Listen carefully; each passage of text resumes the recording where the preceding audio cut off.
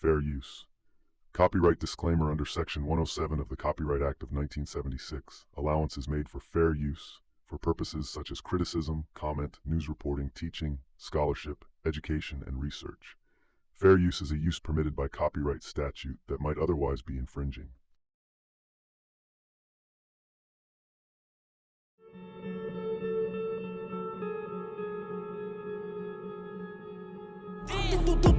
Pick your mans up. And just because people used to come through shooting at us every day. And this block, words can't even explain, man. Can't even explain.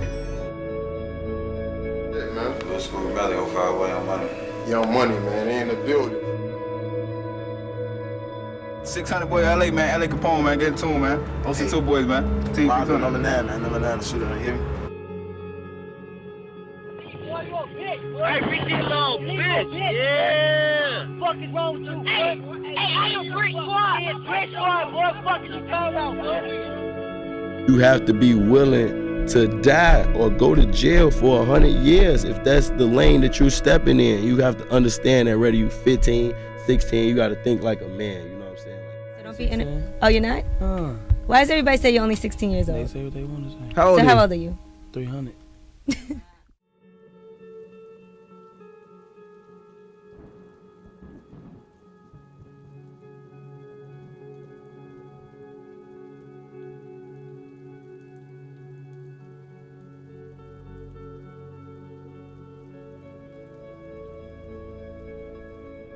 This is the story of Cdai from 600, a well-known figure in the Chicago drill scene. He became infamous for his alleged involvement in multiple killings and for later bragging about it on Twitter. He is also known for his affiliation with L.A. Capone, Chief Keef, Lil Durk, D. Rose and Rondo No. 9. This is the tale of how a young kid from the south side of Chicago grew into one of the most feared and loose screw shooters in the area. Today, he spends his days behind bars, with 30 years left on his sentence.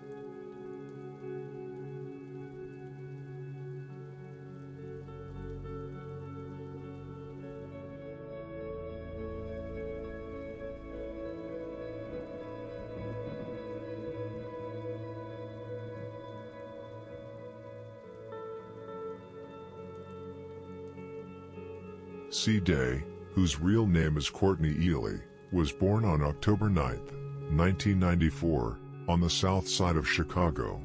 He is the younger brother of the late Chicago rapper Cdai 600, one of the infamous rappers who helped put 600 on the map. Cdai was shot and killed on August 1, 2021. As a kid, Cdai attended Dulles Elementary School and was in the same class as Chief Keef. Cdai and Keef were actually besties in elementary school and continued to be very good friends throughout middle school and their teenage years in high school. They often hung out, and Keef frequently talked about him in his songs. Some even say that if Cdai were free and rapping, he would probably be signed to Glow Gang or Fredo Santana's Savage Squad Records. Dulles was located right next to the Parkway Gardens, aka the infamous O Block, which was a popular hangout spot for members from both 600 and O Block.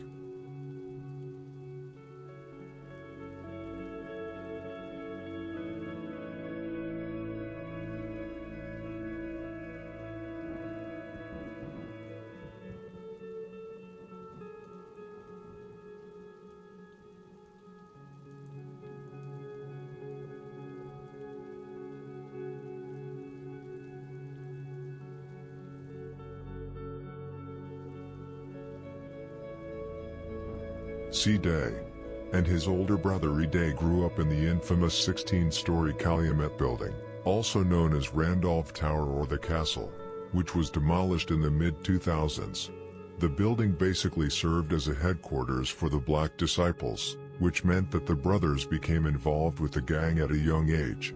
In fact, this building raised a lot of hustlers, shooters, and killers. Here is a list of infamous members who grew up in the Calumet buildings. Melly from 051 Young Money, whose stepfather Fido was a high-ranking kingpin BD, Lil Varney, Chief Wook, D Slick, and Lil Reese from Lamron, Blessed His Butt, Cdai, and E-Day from 600, and Lil B from EBT, who was originally from Timb.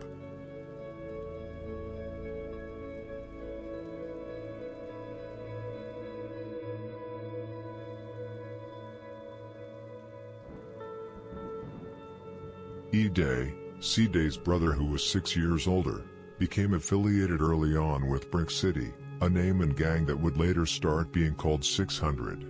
Cdai, who had been hanging out a lot with members of a gang called Front Street, an ally of Brick City/600, would soon follow in his brother's footsteps and become a member of 600 as well. King Lil Boo and D-Thang, the creators of 600, basically handpicked Cdai. Because even at a young age, around 14 to 15 years old in 2008 to 2009, he was a wild kid doing crazy stuff. He was basically a loose screw that even impressed the older members. Early in his life, he started getting arrested for trespassing, stolen vehicles, robberies, and drugs. But that was nothing compared to what he would get arrested for later on.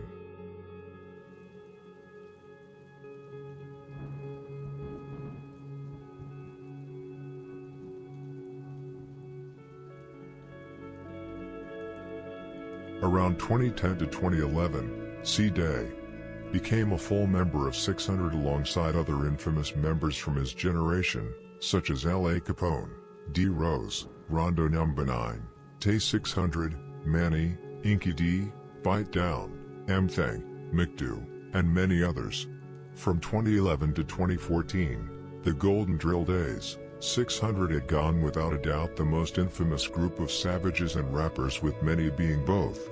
Many even argue that Cdai was the craziest of all, even more crazy than D. Rose, who, by the way, allegedly got his name from Frito Santana after catching his first body in 2009.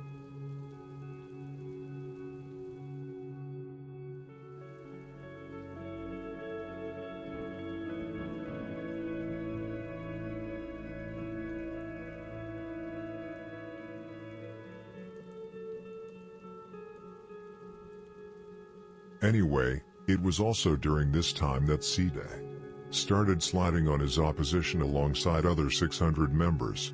In drill terminology, sliding means getting in a car with fellow members, driving through enemy territories, hoping to spot a rival gang member, jumping out, and killing him.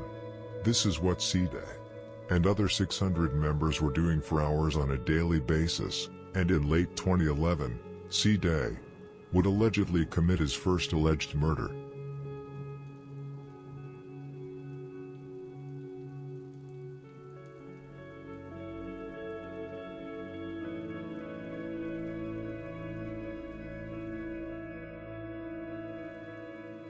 On a cold evening on November 10, 2011, 17-year-old Carlton Archer, also known as Tutu, was in an alley smoking in the 6500 block of South Rhodes Avenue when Cdai allegedly ran up to him and shot him multiple times all over his body. Buka 600, Rondo Number 9, and Tay 600 were allegedly with Cdai that day, and it has even been rumored that Rondo and Tay were also involved in the killing. A notable detail about Tutu's murder is that just a few months earlier, in August 2011, Rondo and Tay 600 had caught Tutu and Corey from Jaro City in the same alley doing the same thing. During that earlier incident, Tutu escaped while Corey was left behind and got shot but survived, something Tay later admitted to in a tweet. The alley was a known hangout spot for STL and Jaro members who recorded videos and took pictures there, which made it a frequent place for 600, Timb, and a block to lurk for enemies. After Tutu was killed, Tutu gang was created in his memory. Another horrific incident, following Tutu's murder, was that Cdai, the alleged killer, literally showed up at his victim's funeral and opened fire. Luckily, no one was hurt, and Cdai fled quickly after seeing mostly women and children panicking.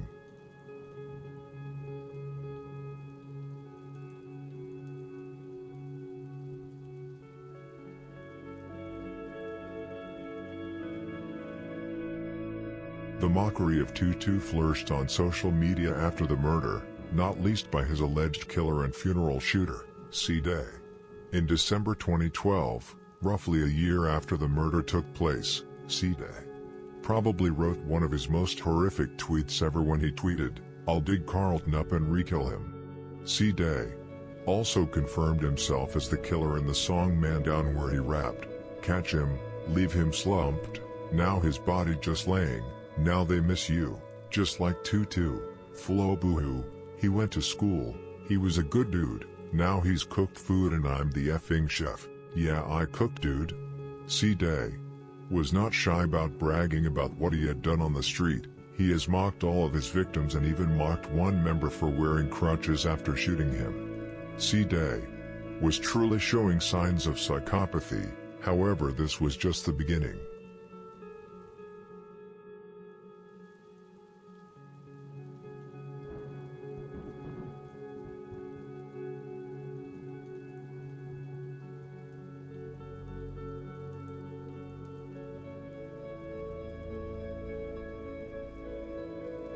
.600, and not least Cdai, had a personal beef with Tutu, which is why they dissed him so much.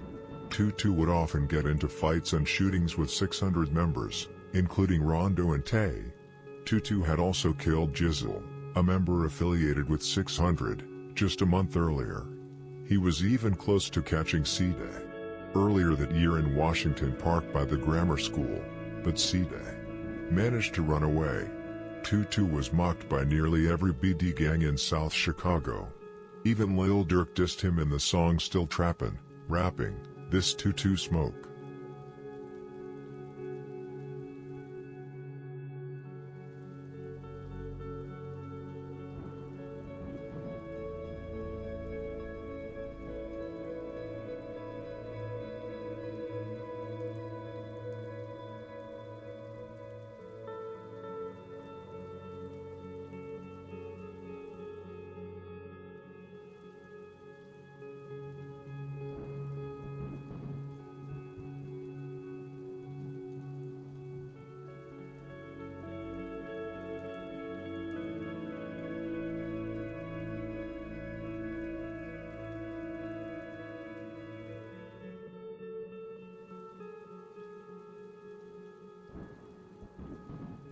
Now we move to the year 2012, the golden year of Chicago drill in terms of music, at least in my opinion.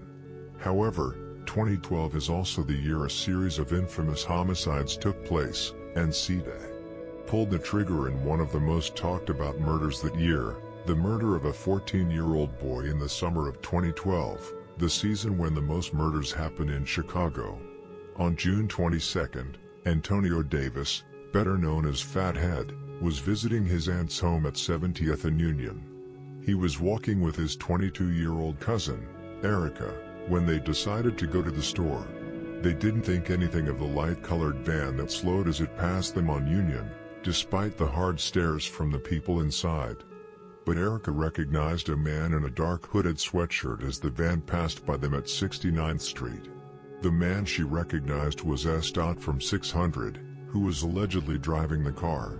The side door of the van opened, and Cdai started shooting, causing Antonio, nicknamed Fathead, to fall to the ground while Erica ran away in panic. Cdai then jumped out of the van, walked calmly to the lying Antonio, stood over him, and shot him multiple times in the head. Antonio, who was only 14 years old, was tragically found dead at the scene by police and paramedics.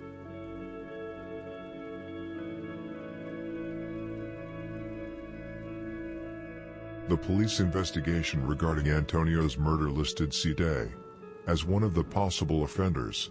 Cdai was reportedly linked to the scene through fingerprints and even accidentally dropped his phone on the scene while jumping out of the van, something he would actually later repeat after in 2014.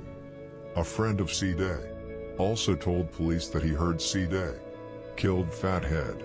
Despite all this evidence and the sloppy nature of the hit, Cdai was never charged even though he was arrested twice for the murder.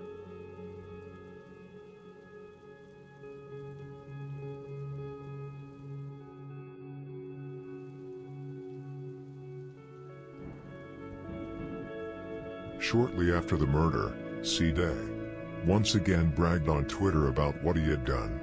He literally tweeted, 6084 when I killed blank blank blank blank blank blank blank, with the blanks corresponding to Fathead's name, F being the 6th letter of the alphabet and H the 8th. He openly admitted to the internet that he killed Fathead.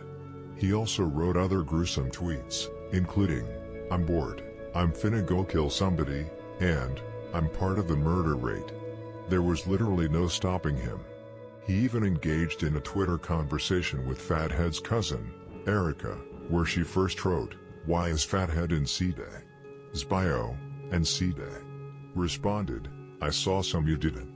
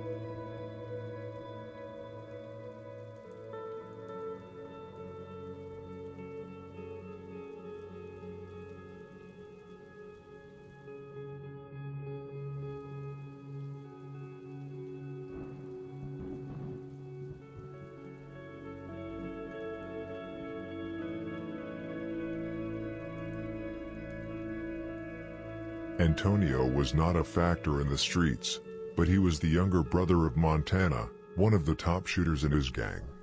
The gang, called 051 Young Money, wanted to kill Cdai in revenge and were hunting for him daily. A few weeks after the murder, they got their chance. 051 made an attempt to set up Cdai, making him think he was going to buy something. When Cdai arrived, Antonio's brother, Montana, was waiting in a corner to ambush him. As soon as he spotted him, he ran up and started shooting, but Cdai immediately ran and managed to escape without any injuries.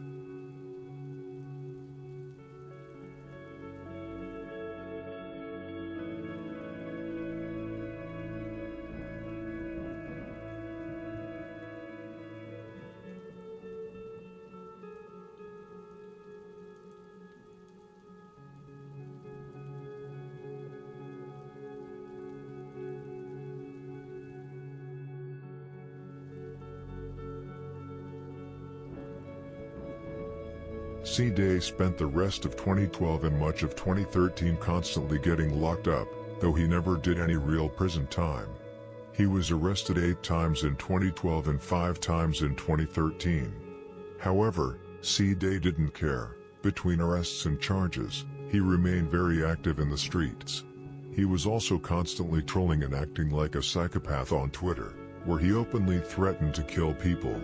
In the summer of 2013, he shot Mano from Mob and then mocked him on Twitter. That same year, he was frequently involved in shootouts with 051 Young Money.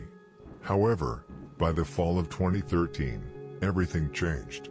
In late September, one of Cdai's closest friends was killed.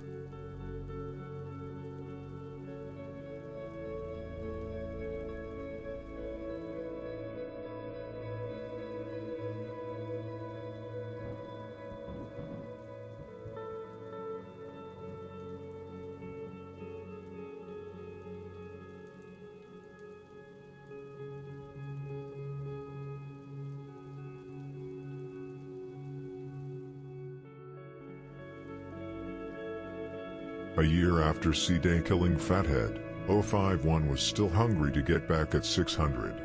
They wanted a major hit, something that would make 600 feel the pain they had caused. That opportunity came when Lil Mick and Rockhead from 051 got the whereabouts of L.A. Capone, one of 600's most promising and well-loved members. As L.A. was leaving a studio session, they ambushed him, hitting him with multiple shots to the lower back and thigh. He was rushed to the hospital in critical condition, but his injuries were too severe, and he later died. The news shook the city.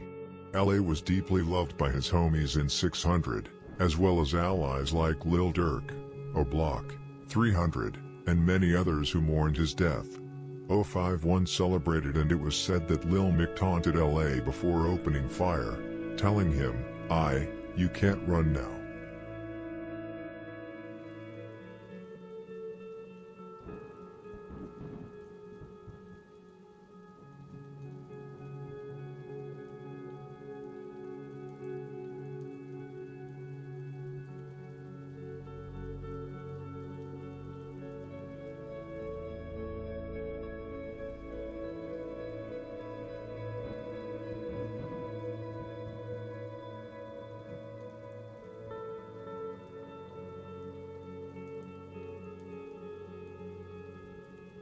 Cdai was completely heartbroken after Law's death, but he was also filled with hatred and bloodlust. He wanted revenge and was constantly outsliding with other members like Rondo, Tay, Mac, D-Rose, and others to get back at 051. After weeks of back-to-back and early morning sliding, in mid-February 2014, Cdai caught a body alongside D-Rose and Lil Boo from 600. The victim was Venzel Richardson, also known as Big V from Taekwon World, who was only 14 years old when 600 gunned him down with shots to the head. This was the murder that D-Rose would eventually be arrested for, charged with, and sentenced to 40 years in prison. Cdai, who was also involved in this murder, which was his third alleged body, initially got away with it. However, just 2 weeks later, Cdai would strike again. And this time, he would not get away.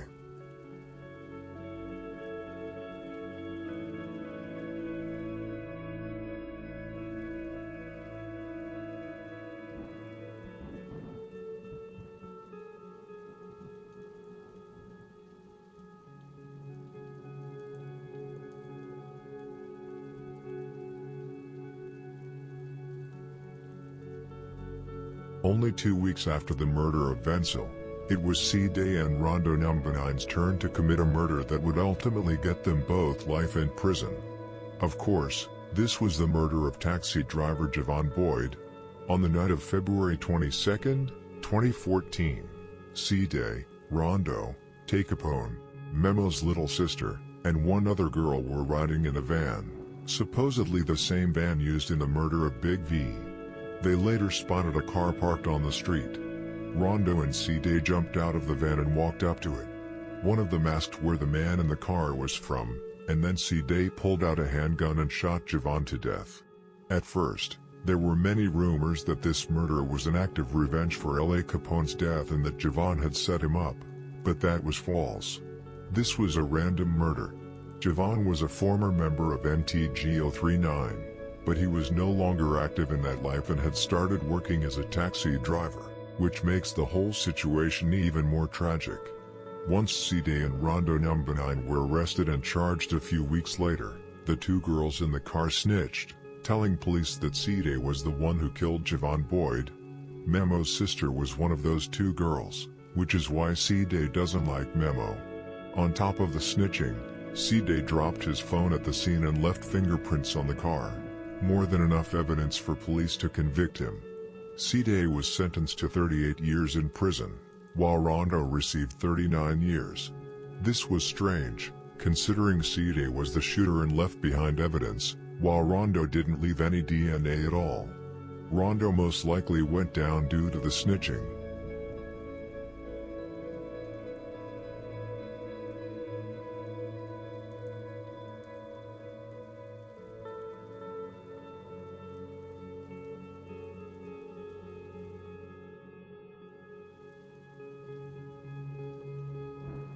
This was the story of Cdai, a member who, at least in my opinion, was a full-blown psychopath. When he wasn't locked up, he was a ruthless shooter and killer. Despite attempts to appeal his sentence, Cdai is set to be released in 2052.